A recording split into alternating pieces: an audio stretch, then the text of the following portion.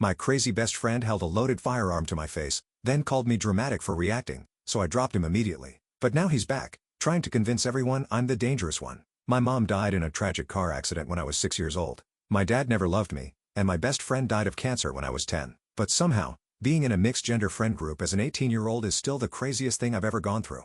At first, it was amazing. There were, like, 12 of us, and we all balanced each other out. None of the girls were pick mess, and the guys didn't act like 8 turny pieces of shit. But then when we all went on a group holiday, everything fell apart. You see, one of our friends, Charles, decided to invite Hugo. Because at the time, Hugo's only friends were people who he considered losers, so he wanted to level up. I already had a really bad impression of him because he was the ex-boyfriend of my ex-best friend, and she told me multiple stories about how he had cheated on her. I also knew several girls who said he had F'd them over. Nothing particularly awful. He just had a reputation of trying to kiss every girl he saw, then bragged to his loser friends that he had been the one to reject them. Honestly, he was just extremely cringe. But Charles really wanted to invite him because they had been friends for years, and he wanted to put him on. Well, we figured the more the merrier. Our first day in Paris is still one of my favorite memories. I got to see my all-time favorite paintings in the Louvre, and we all ate beautiful pasta with white wine by the glimmering Eiffel Tower. Literally, the dream. Like, ugh, I want to go back. Anyway, the next day was amazing too. But then came nighttime. We all wanted to go to this club that had a literal fish tank inside of it. And to save money, we all drank beforehand. Legal drinking age in France is 16. That's when I learned just how rewarded Charles really is. He insisted on taking one of our friends, Ella, on one of the rent scooters, and Ella agreed, which I thought was a little strange considering she had a boyfriend. But who am I to judge? So when me and the rest of the group got there, we headed inside. The only reason we got in was because there was just one boy and 2 girls.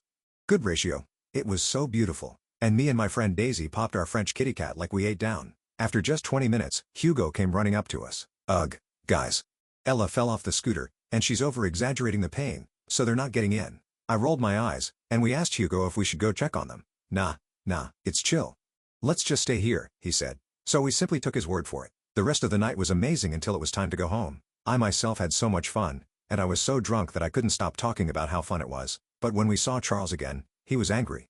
Like, really angry, except no one would tell us why. I remember sitting on my bed beside the balcony, listening to Charles and Hugo talk shit about me, saying how selfish I was, and Daisy must have heard me crying in the bathroom because she came in and comforted me. She told me I wasn't selfish and that I was the nicest girl she'd ever met. Little did I know, things were about to get extremely messy. The next day, Charles and Hugo were straight up ignoring me and Daisy, and Charles had a huge crush on Daisy, so she found out the information for me. Turns out, Ella had in fact fallen off her scooter, but it wasn't just a fall. It got so bad that the paramedics had to come and stitch her up. And, of course, the entire time Hugo was telling Charles that me and Daisy were refusing to leave the club because we just wanted to kiss French guys. He even claimed that Daisy was trying to lead him on. Like, what? I didn't even flirt with a single guy. And Hugo was rejected by so many girls that he ended up having to kiss a 30-year-old woman. For the next few days, there was a lot of tension between us. I sort of stopped caring after a while because I knew none of it was my fault. But as soon as the drama died down, Hugo stirred it back up again. Suddenly, Ella was telling me crazy things he'd say about me. And whenever I was near him, he went out of his way to treat me kindly. It was honestly disgusting. The only person who really took my side was Daisy, who also hated him by this point. Then came the final night of the trip. 5 of our friends had come for the last day and were staying in an Airbnb nearby. When I heard this, I practically jumped for joy because one of the boys was Jack, my all-time boy beastie who I adored. As soon as we heard they arrived, we, drunkenly, scooted towards them. Unfortunately, I forgot that Jack is in a hole. He can best be described as one of those straight men who desperately want to be the gay best friend. So when I opened the door, he started shoving me away at full force. He even closed the door on my head. Looking back, it was definitely to impress the girls and because he was practically in love with me. But why would abusing your friend impress them? Anyway, at the time, I was too drunk to understand things clearly, so I cried on the side of the road. Jack even made one of our male friends Pedro cry too. But I guess I didn't realize how effed up Jack was because out of nowhere, he pulled out a gun from the Airbnb room. My heart stopped for a second, then started racing so fast I thought it might burst out of my chest. Chill, it's not loaded. Jack laughed, but his eyes had this weird intensity I'd never seen before. They were cold and calculating like he was enjoying our fear. Pedro stepped between us, his voice shaking. Put that away, man. That's not funny. His hands were trembling, but he stood his ground, positioning himself as a shield between me and the GN. Jack waved it around like it was a toy, pointing it at each of us. You should see your faces right now. The barrel swung from Pedro to me and back again, and I couldn't breathe, couldn't move, couldn't do anything but stare at the weapon that seemed impossibly large in Jack's hand. My heart was pounding so hard I thought I might throw up. Even hammered, I knew this was beyond messed up. The hallway suddenly felt too small, too hot, too dangerous. That's when Marcus, Ella's boyfriend who'd come with Jack, grabbed the jean from him. "What the hell is wrong with you?" he hissed, checking the chamber. "This is real, you psycho." His fingers moved expertly over the weapon, and I wondered briefly where he'd learned to handle jeans. Jack's face changed then, like he realized he'd crossed a line he couldn't uncross. "It was just a joke," he muttered, but nobody was laughing. The silence in that hallway was deafening, broken only by the sound of my own ragged breathing. We all backed away, stumbling into the street. I couldn't stop shaking. My teeth were chattering even though the night wasn't cold, and my legs felt like they might give out at any moment. Pedro put his arm around me while I sobbed, and I noticed tears streaming down his face too. His whole body was trembling against mine, and I realized he'd been just as terrified as I was. "Let's go back to our place," Daisy whispered, pulling us away from the Airbnb. Her voice was gentle but firm, a lifeline in the chaos of the moment. We walked through the dark streets in silence. The beauty of Paris now completely lost on us. We spent that last day in Paris trying to salvage what was left of our trip. The Eiffel Tower was just as magical the second time around, but there was a heaviness hanging over us. The sparkling light seemed dimmer somehow, the magic of the city dulled by what had happened. Pedro kept checking his phone nervously, and Daisy seemed lost in thought. The pastries we bought from a little bakery tasted like ash in my mouth, and even the perfect espresso couldn't wake me from the fog I felt trapped in. "They're posting on Instagram," Pedro finally said, showing us his screen. There was Hugo, Charles, Jack, and Ella posing with wine glasses at some fancy rooftop bar. Their smiles looked forced to me, but maybe that was just because I knew what was behind them. The caption read, "Real friends don't need drama to have fun. #caresbound, #no negativity." The hashtag felt like a direct attack, a public declaration that we were the problem. I felt my stomach twist. They're really trying to make it seem like we're the problem. The sunlight reflecting off Pedro's phone screen hurt my eyes. Or maybe it was just the sight of Jack smiling like nothing had happened, like he hadn't pointed a gene at us hours earlier. "Let them," Daisy said firmly. "We know the truth." She squeezed my hand, her palm warm against mine, and I tried to draw strength from her certainty. But knowing the truth didn't make it hurt any less. These were people I'd trusted, people I'd been excited to travel with, and now, they were actively trying to paint me as some kind of drama queen.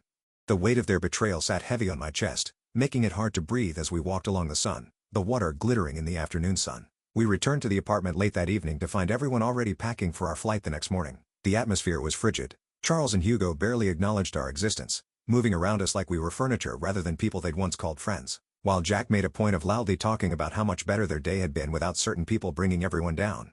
His voice carried across the apartment, each word designed to cut deep. I was folding my clothes when Ella approached me in our shared room. For a moment, I thought maybe she was going to apologize or at least explain herself. Her face was unreadable as she stood in the doorway watching me pack my favorite sweater. "You know," she said quietly, "Hugo told me what you've been saying about me." She crossed her arms over her chest, her posture defensive. I froze. "What?" My hands stilled on the half-folded sweater, my mind racing to understand what she was talking about, that I'm desperate, that I throw myself at guys for attention.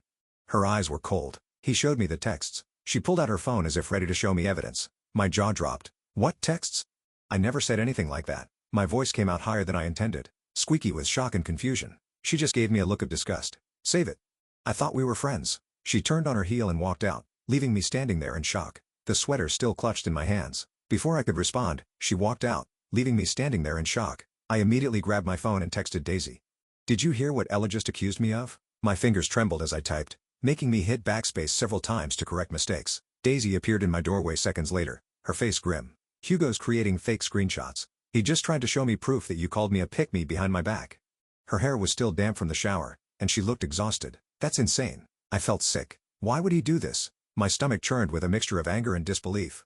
How could someone go to such lengths to hurt people they barely knew? "Because we know too much," she said simply. "About him and Ella. About his lies." She sat down on the bed beside me, the mattress dipping under her weight. That night, I barely slept. I kept thinking about Hugo methodically turning everyone against me, creating fake evidence, spinning narratives. The sounds of Paris at night filtered through the window, distant car horns, laughter from a nearby restaurant, the occasional siren, but they felt like they belonged to another world entirely.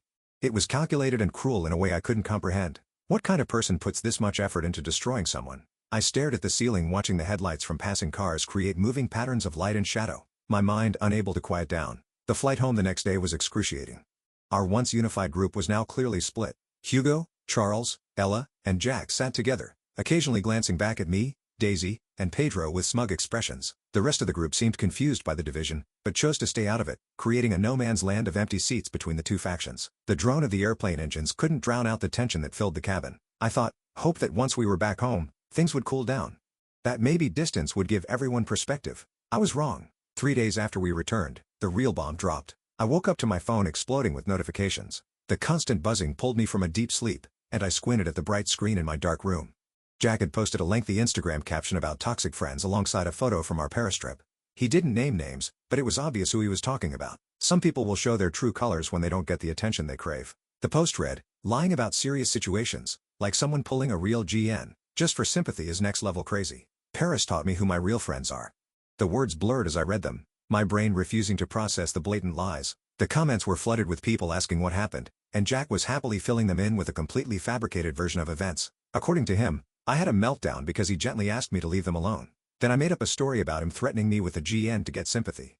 My hands shook as I scrolled through comment after comment, each one worse than the last. I felt physically ill reading it. Worse, Hugo and Charles were actively commenting, backing up his story. Even Ella had liked the post. The betrayal cut deeper with each new notification, each new person who believed their lies without question.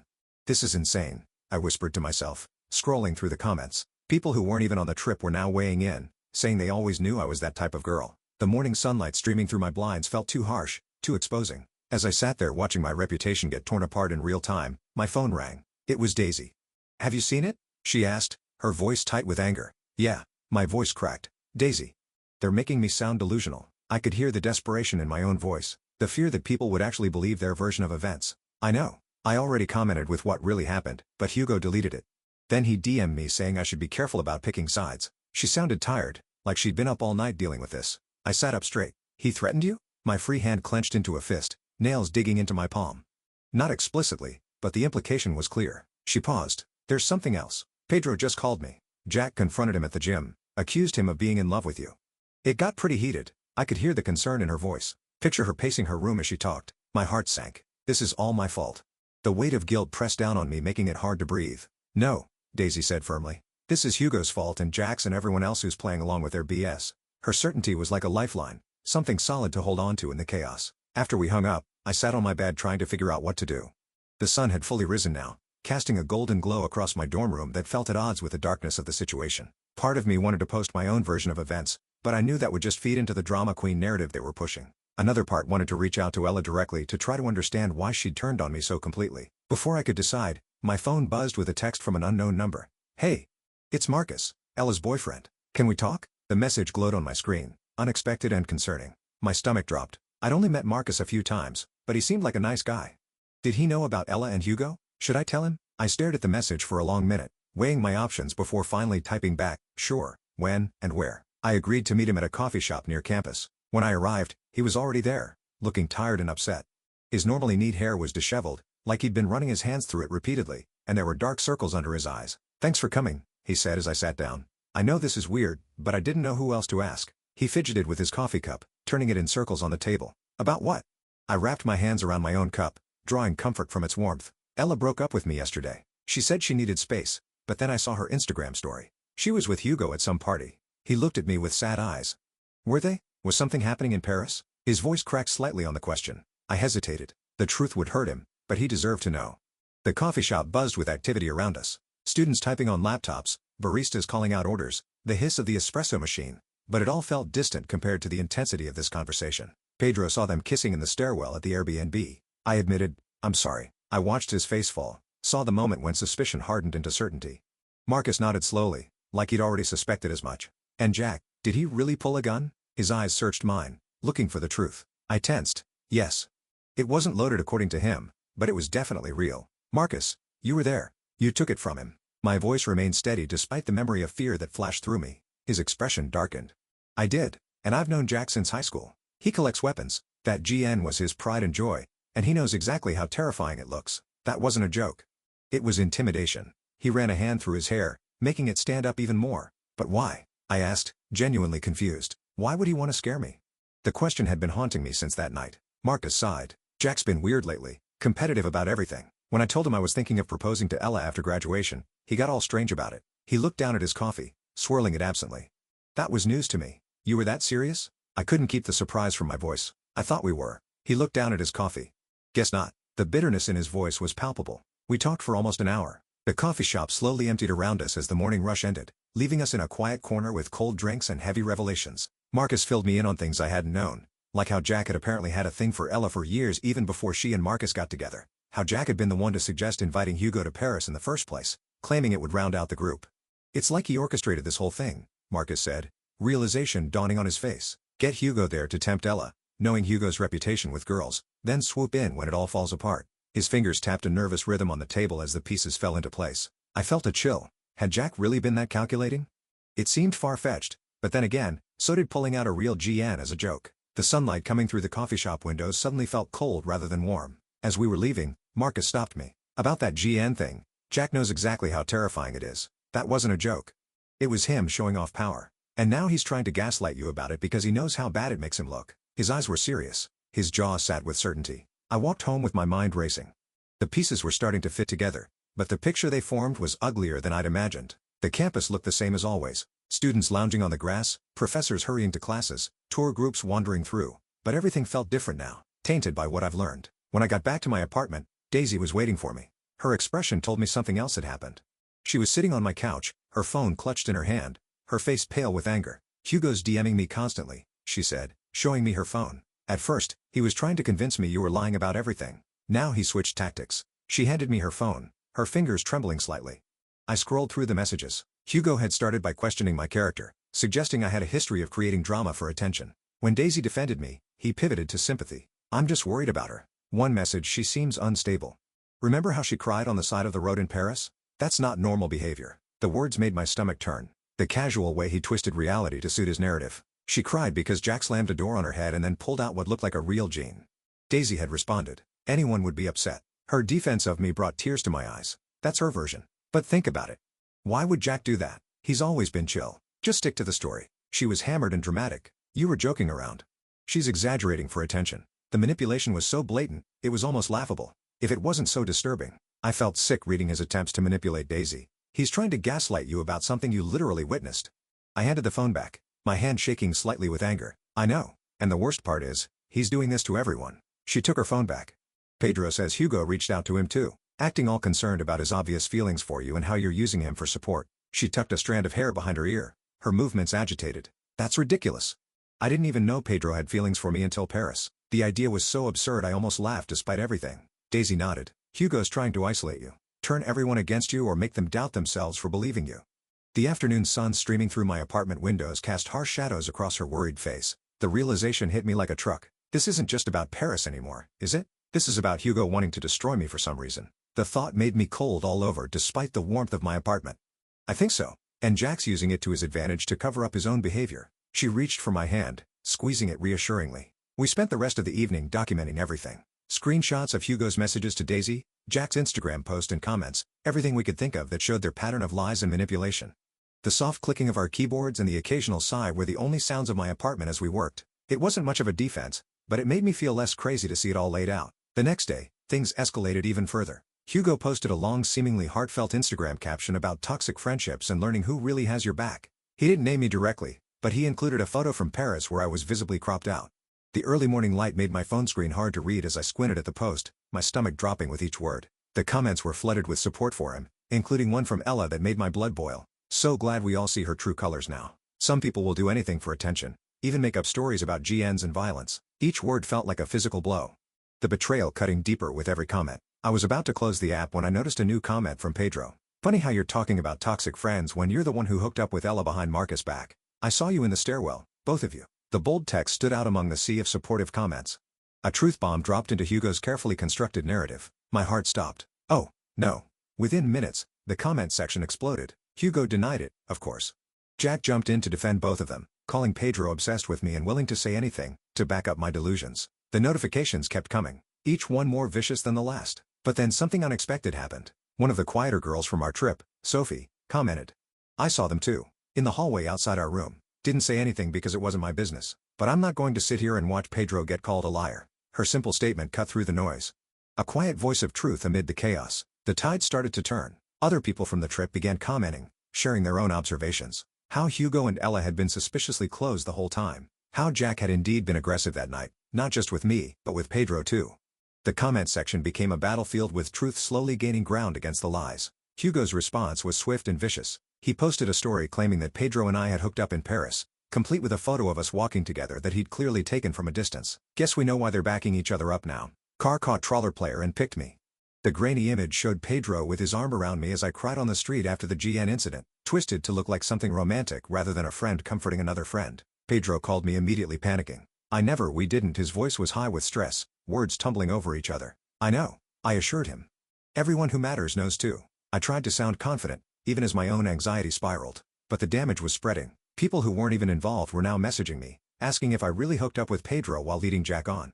Narrative has somehow morphed into me being jealous because Jack had rejected me, so I turned to Pedro for comfort. I was now making up stories about Jack to get back at him. My phone buzzed constantly with messages, each one more absurd than the last. It was exhausting and infuriating. I couldn't believe how quickly a simple vacation had devolved into this toxic mess of lies and manipulation. I sat on my bed, staring out the window at the campus below. Students going about their normal lives while mine felt like it was imploding. That evening, I got a text from Ella. "We need to talk, alone." The message glowed ominously on my screen, filling me with dread. Against my better judgment, I agreed to meet her at a quiet corner of the campus library. The smell of old books and the soft rustle of pages turning created a deceptive sense of normalcy as I waited. When I arrived, she was already there, looking nervous. Her hair was pulled back in a messy ponytail, and she kept glancing around as if afraid someone would see us together. "I need you to back off," she said. "Stop having Pedro say lies about me and Hugo." Her voice was hard, but her eyes wouldn't meet mine. I stared at her in disbelief. "They're not lies. Multiple people saw you together." I kept my voice low, conscious of the students studying nearby. "It was one kiss, one mistake." Her voice was hard. "And now you're trying to ruin my reputation." She picked up her nail polish, flakes of red falling onto the library table. "I haven't said anything publicly," I pointed out. "Pedro did. And only after Jack and Hugo started dragging my name through the mud. The frustration I've been holding back threatened to spill over. Because you're being dramatic about everything. Jack was just joking around with that gun. You're the one who freaked out and made it a whole thing." She waved her hand dismissively, as if pointing a GN at someone was no big deal. I took a deep breath, trying to stay calm. "Ella," he closed the door on my head, then he pulled out what looked like a real gun. "That's not a joke. It's intimidation." I could feel my heart rate increasing as I relived the moment. "Oh, please." She rolled her eyes. "You've always been so sensitive. And now you're trying to turn everyone against Hugo because what? You're jealous that he likes me instead of you?" The accusation was so ridiculous that it momentarily stunned me. The accusation was so absurd I almost laughed. "I have zero interest in Hugo. He's been lying about me this entire time, and for some reason, you're backing him up." I leaned forward, trying to understand what had happened to the girl I thought was my friend. Her expression flickered just for a moment. "Hugo cares about me. He's been there for me." For a second, she sounded uncertain.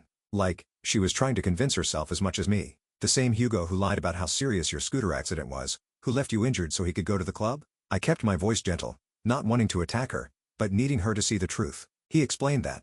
He didn't want everyone making a big deal and ruining the trip." She fitted it with her bracelet, twisting it around her wrist over and over. I shook my head. "Ella, listen to yourself. He left you injured and lied to us about it. And now he's hooking up with you while you're still technically with Marcus. Does that sound like someone who cares about you?" The library light seems too bright suddenly, highlighting every emotion that crossed her face. Her eyes welled with tears. "You don't understand. Hugo gets me in a way Marcus never did." A single tear escaped, tracking down her cheek. "And Jack? Where does he fit into all this?" I asked, curious about the dynamics I was only now beginning to understand. She looked away. "Jack's just a friend." But there was something in her voice, a hesitation that made me doubt her words. "A friend who's been in love with you for years, according to Marcus. A friend who invited Hugo to Paris, knowing Hugo's reputation with girls." I watched her face carefully, saw the moment when confusion gave way to realization. Ella's head snapped up. "What are you talking about?" Her eyes widened with genuine surprise. I told her what Marcus had shared with me, about Jack's long-standing feelings for her, his reaction to Marcus wanting to propose, his suggestion to invite Hugo. With each revelation, her face grew paler, her fingers gripping the edge of the table so tightly her knuckles turned white. "That's not, Jack wouldn't." She trailed off, looking confused. The certainty she'd walked in with was crumbling before my eyes. "Think about it, Ella. Who benefits most from you and Marcus breaking up? From you hooking up with someone with a reputation for using girls and moving on?" I kept my voice gentle, not wanting to attack her, but needing her to see the truth. She stood up abruptly.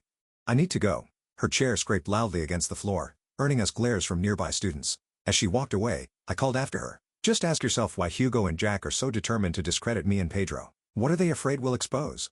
My words echoed slightly in the quiet library, following her as she hurried away. I didn't hear from Ella again that day. But the next morning, everything changed. I woke up to a series of screenshots from Daisy, private messages between Hugo and Jack that someone had leaked to the group chat. The morning sunlight streaming through my blind seemed too cheerful for the bombshell that had just landed in my lap. "Dude, we need to get our story straight about that night," Jack had written. "If people believe her about the GN thing, I'm screwed." The timestamp showed it was sent just hours after the incident. "Relax," Hugo replied. "No one's going to believe her over us. Just stick to the story. She was hammered and dramatic. You were joking around. She's exaggerating for attention." His casual dismissal of the truth made my skin crawl. What about Pedro? He saw everything. Jack's concern was palpable even through text. I'm handling Pedro, making sure everyone knows he's just backing her up because he wants to get with her. Same with Daisy. She's just being a loyal friend. Got Charles and Ella on our side. That's all that matters. The calculated manipulation laid out so plainly was chilling. There was more. Messages about how Jack had finally gotten Ella to break up with Marcus. How Hugo was just having fun with Ella but had no intention of anything serious. How they needed to contain the damage from Pedro's comment about catching them together. The messages went on and on, each one more damning than the last. I felt a strange mix of vindication and disgust. Here was proof that they've been deliberately lying, manipulating the narrative, gaslighting me and anyone who supported me. But seeing it laid out so coldly, so calculatingly, made me feel sick. My hands shook as I scrolled through message after message, each one revealing a new layer of their deception. Who leaked these? I asked Daisy when she called. The morning was still early, campus quiet except for a few dedicated joggers visible from my window. That's the best part, she said, and I could hear the smile in her voice. It was Ella. Her satisfaction was evident even through the phone. Apparently, after our conversation, Ella had confronted Jack about what I told her. His reaction, defensive, angry, dismissive, had raised red flags. So she'd asked to see his phone, claiming she wanted to show him something. When he refused, she'd gotten suspicious and somehow managed to access his messages while he was in the shower at her place. The bathroom fan had covered the sound of her frantically taking screenshots, her hand shaking as she uncovered more and more evidence of their deception. What she found confirmed everything I'd said and worse. Jack and Hugo had been plotting together from the beginning. Jack had invited Hugo to Paris specifically to tempt Ella, knowing Hugo's reputation. He'd been counting on Hugo to hook up with Ella and then discard her, leaving Jack to comfort her and finally have his chance. The plan was so calculated, so manipulative, that it made my skin crawl just thinking about it. She's devastated, Daisy said, and furious. She forwarded everything to the group chat and then blocked both of them. I could hear the vindication in Daisy's voice, the relief that finally the truth was out. The fallout was immediate and spectacular. Charles, who had been backing Hugo and Jack, went silent when confronted with the evidence. The rest of the group was horrified by the calculated manipulation. Jack's Instagram post about me was flooded with new comments calling him out for lying. The tide had turned completely, washing away their carefully constructed narrative in an instant. Hugo tried to claim the messages were fake, that Ella was making them up because he rejected her, but it was too late. The screenshot showed his distinct typing style, references to conversations only he and Jack would know about, timestamps that aligned with events from the trip. No one was buying his desperate denials. Jack took a different approach. He posted a long rambling apology on his Instagram, claiming he'd gotten caught up in the moment, and let his feelings for Ella cloud his judgment. He admitted that GN was real, but insisted it wasn't loaded, and he'd just been trying to lighten the mood. He even tried to throw Hugo into the bus, saying Hugo had been the one pushing him to discredit me. His attempt to save face was transparent and pathetic.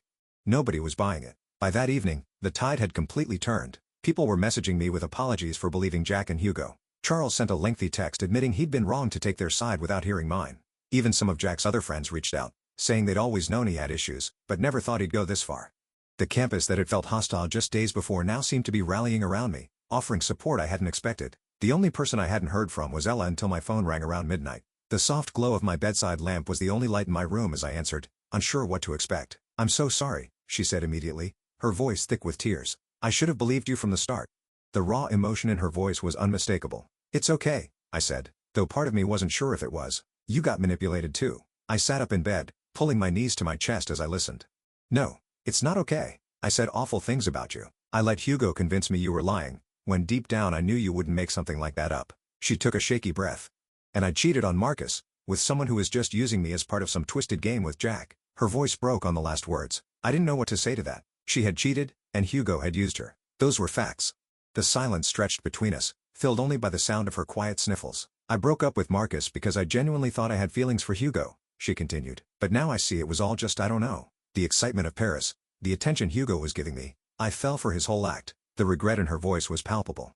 "Have you talked to Marcus?" I asked. I traced patterns on my comforter, following the stitching with my finger as I waited for her answer. "Yeah, he doesn't want anything to do with me, which I understand." Her voice cracked. "I ruined everything. My relationship, our friend group, your reputation." The pain in her voice was real, but so was the damage she'd done. "The friend group was already toxic," I said, surprising myself with how much I meant it. Maybe this needed to happen, and maybe it did. Maybe we all needed to see the truth about each other before we can move forward, either together or apart. After we hung up, I sat on my bed, processing everything. The last few weeks had been a whirlwind of drama, betrayal, and pain. But sitting there in my quiet dorm room, I realized something important.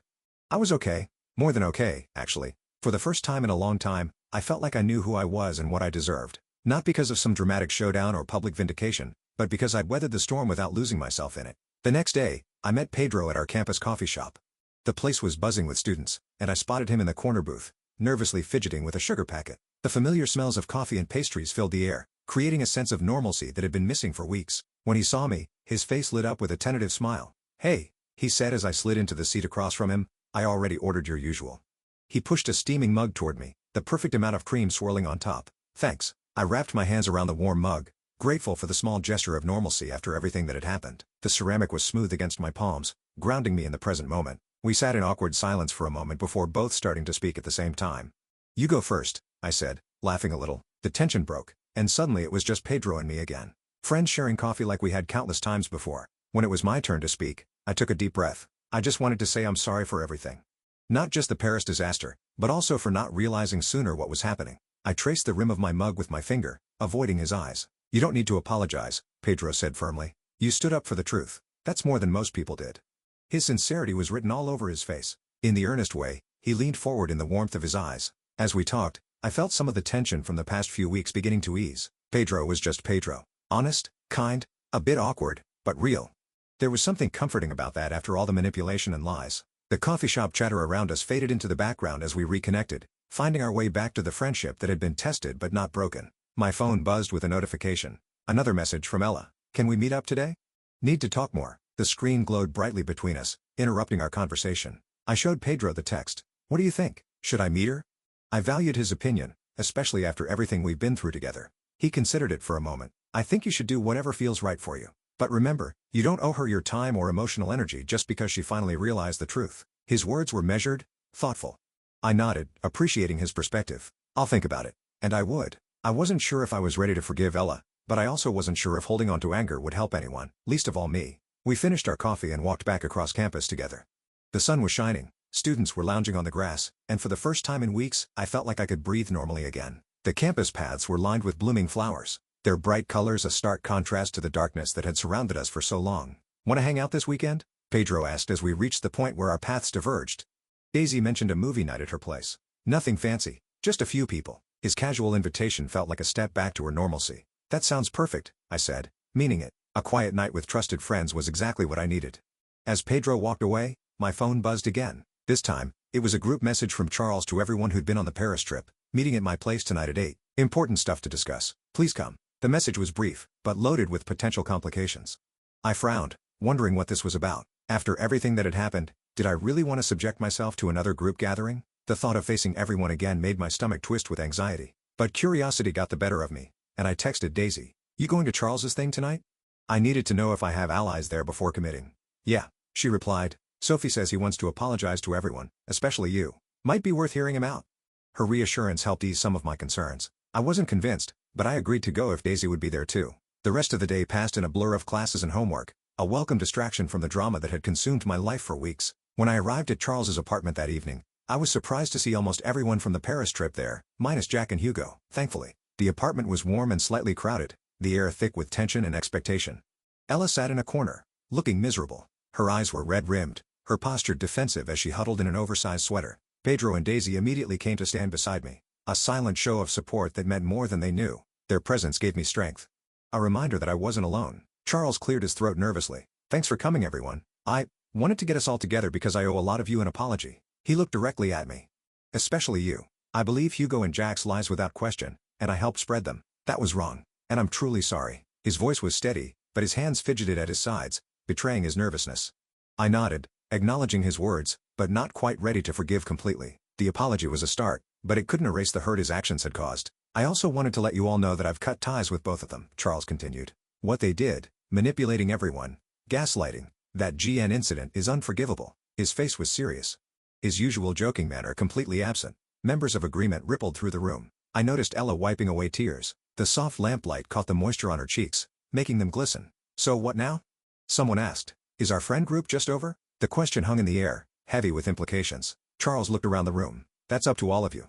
But I think we need to acknowledge that what happened in Paris revealed some serious issues that were probably always there. Maybe we need to rebuild on a healthier foundation." His words were thoughtful, more mature than I'd expected from him. The conversation continued with people sharing their perspectives on what had happened. Some admitted they'd seen red flags with Jack or Hugo before but had ignored them.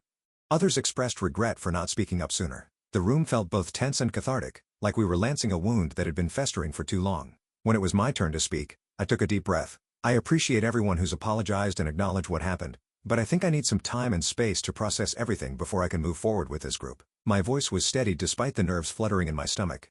There were nods of understanding. No one tried to pressure me or make me feel guilty, which was refreshing after weeks of manipulation. The respect for my boundaries felt like a small victory. As the gathering wound down, Ella approached me hesitantly. "Can we talk?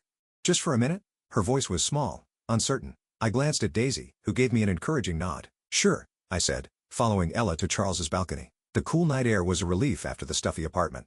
Outside, the night air was cool against my skin. Ella leaned against the railing, looking out of the city lights. The distant sounds of traffic and music created a backdrop to our conversation, a reminder of the world continuing beyond our drama. "I broke up with Hugo," she said. "Not that we were officially together or anything, but I told him I never wanted to speak to him again."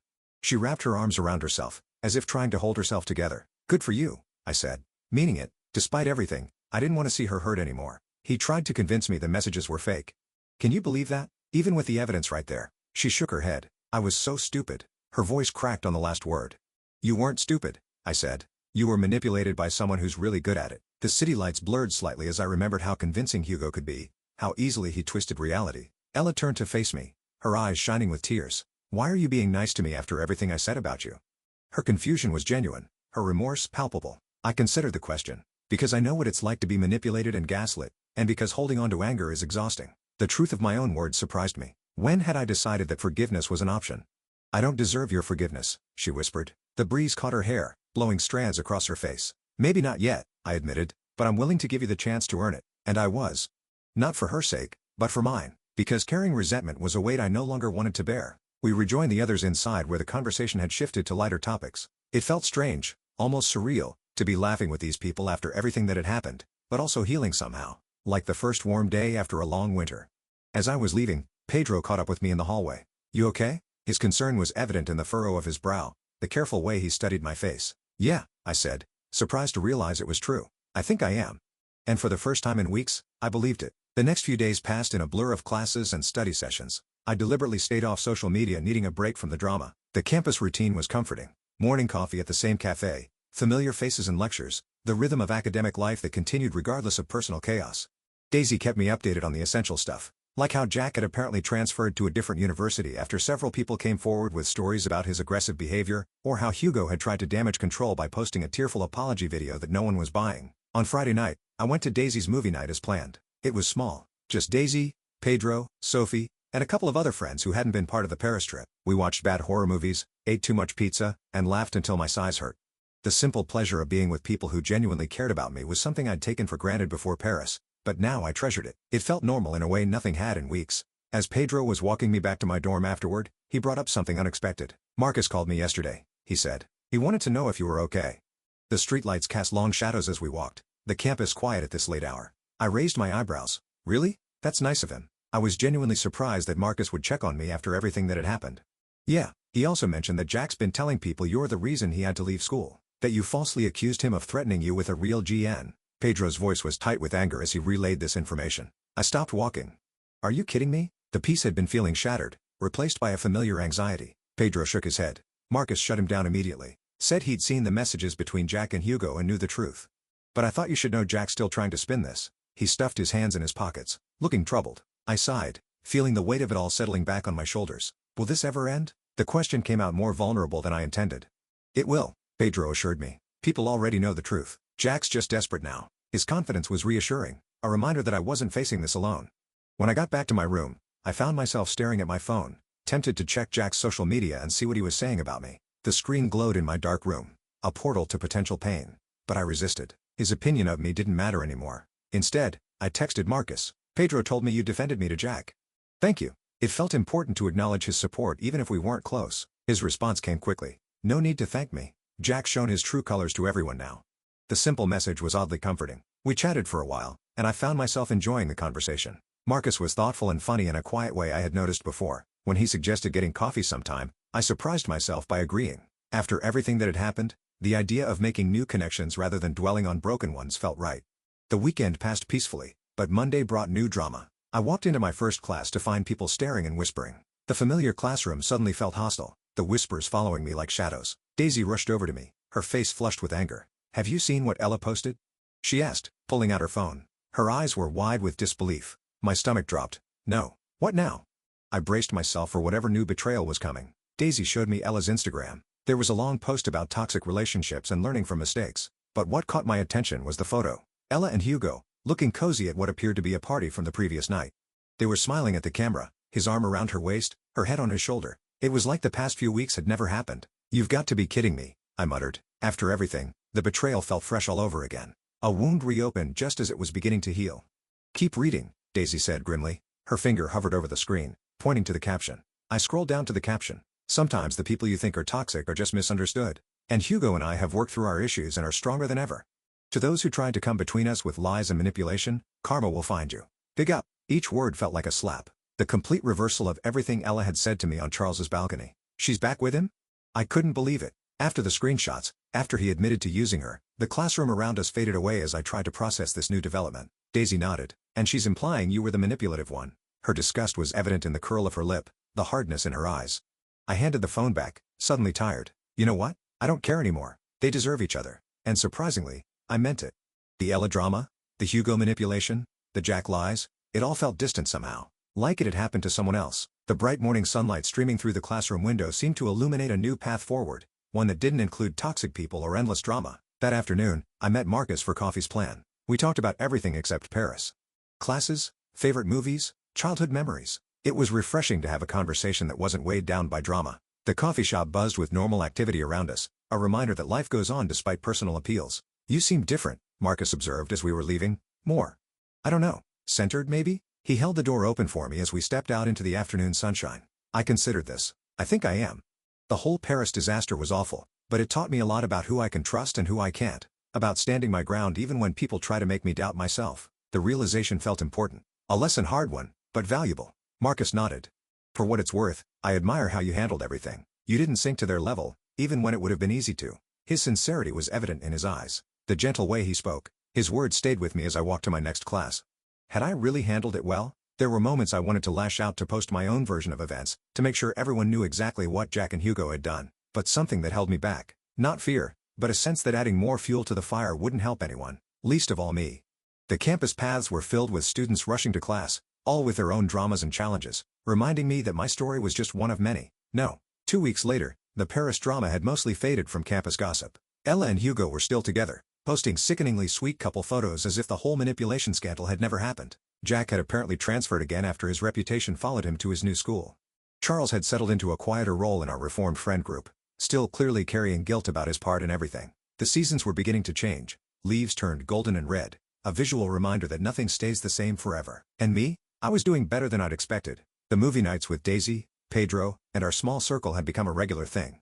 I'd gone on a few casual dates with Marcus, enjoying his company without rushing into anything serious. Even started painting again, something I'd loved as a kid but had abandoned somewhere along the way. The feel of the brush in my hand, the smell of paint, the way colors blended on canvas, it all brought me a peace I hadn't felt in a long time. My mom died when I was 6. My dad never loved me. My childhood best friend died of cancer when I was 10. And, yes, a mixed-gender friend group at 18 had somehow still managed to be the craziest thing I'd ever experienced. But I'd survived it all. And somehow I knew I'd be just fine.